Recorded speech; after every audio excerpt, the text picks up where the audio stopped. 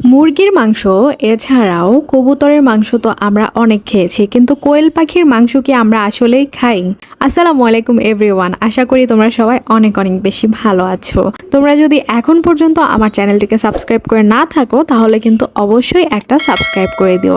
আজকে আমি তোমাদের সাথে কোয়েল পাখির মাংস কিভাবে একদম পারফেক্টভাবে রান্না করা যায় সে রেসিপিটি নিয়ে এসেছি।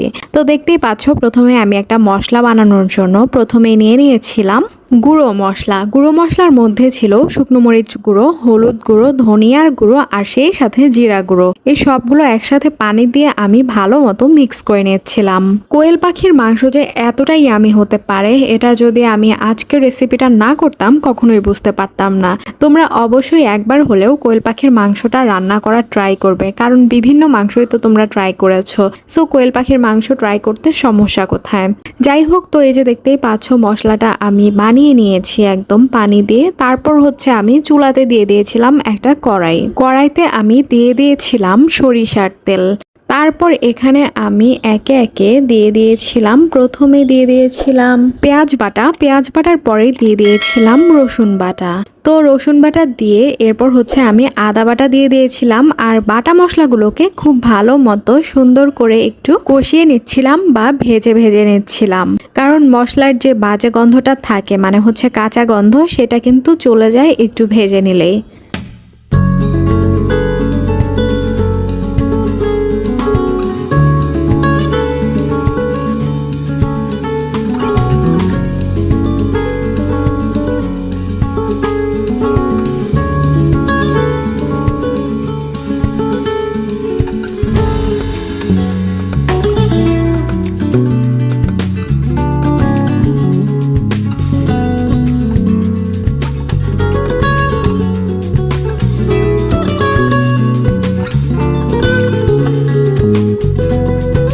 তো মশলাটা ভেজে ভেজে নেওয়ার পরে এখন আমি ছেড়ে দিয়েছিলাম মাংসটাকে ছেড়ে দেওয়ার এ পর্যায়ে মাংসটাও আমি ভালো মতো কষিয়ে নেব, কারণ মাংসটা কষিয়ে নেওয়ার পরেই হচ্ছে মাংসের যে এক্সট্রা দুর্গন্ধ থাকে সেটা চলে যায় খুব দ্রুতই।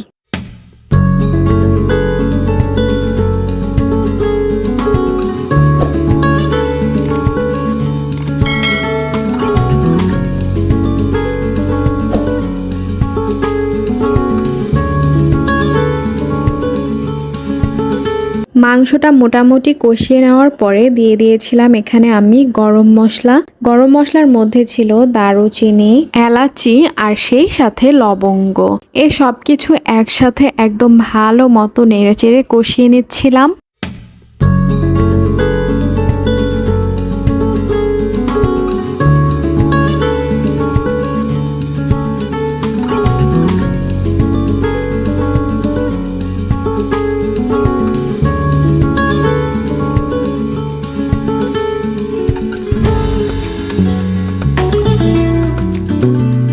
তো দেখতেই পাচ্ছ ভালো মতো নেড়েচেড়ে কষিয়ে নেওয়ার পর এ পর্যায়ে দিয়ে দিয়েছিলাম স্বাদ মতো বেশ কিছুটা লবণ দিয়েও ভালো মতো আবারও আমি মাংসটাকে একদম কষিয়ে নিলাম। মাংসটা যখন ভালো মতো কষানো হয়ে এসেছে তখন আমি সেখানে দিয়ে দিয়েছিলাম ওই যে মশলাটাকে বানিয়ে রেখেছিলাম, অর্থাৎ গুঁড়ো মশলাগুলো সব একসাথে করে সে মশলাটাই। তো বানিয়ে রাখা মশলাটা দেওয়ার পরে আমি আবারও সবগুলো একসাথে সুন্দর মতো কষিয়ে নিচ্ছিলাম। আর গুঁড়ো মশলাগুলো আমি ভিজিয়ে রেখেছিলাম এজন্যই যেন এটা থেকে বাটা মশলার একটা নির্যাস পাওয়া যায়। সো তোমরা যদি চাও যে বাটা মশলাটার মানে ফ্রেগনেন্স অথবা ফ্লেভার, তাহলে কিন্তু তোমরা ঠিক এভাবে মশলাটাকে মেক করে ফেলতে পারো, একদম বাটা মশলার মতোই ফ্লেভারটা তোমরা পেয়ে যাবে।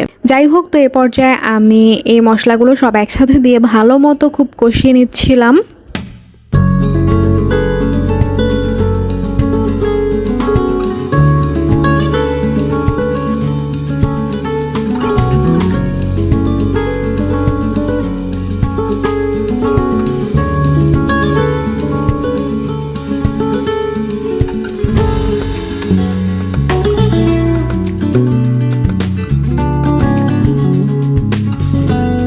এরপর কিছুটা পানিও দিয়ে দিয়েছিলাম যেন মাংসটা পুড়ে না যায়। তারপর আমি ভালো মতো আবারও কষিয়ে নিচ্ছিলাম। তারপর দিয়ে দিয়েছিলাম তেজপাতা আর সেই সাথে কিছুটা গরম মশলা গুঁড়ো।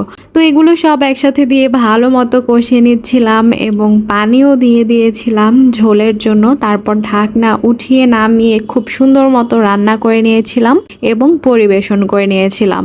সো এই পুরো প্রসেসটা, রান্নার পুরো প্রসেসটা যদি দেখতে হয় তাহলে তোমাদেরকে না টেনে ভিডিওটা অবশ্যই সম্পূর্ণ করে দেখতে হবে।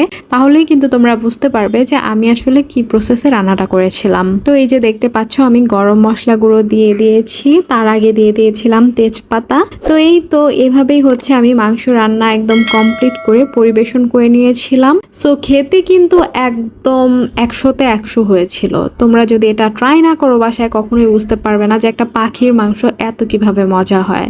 সো ভালো থেকো, সুস্থ থেকো, আমার চ্যানেলটিকে অবশ্যই সাবস্ক্রাইব করে দিও নেক্সট ভিডিওগুলো পাওয়ার জন্য। আল্লাহ হাফেজ।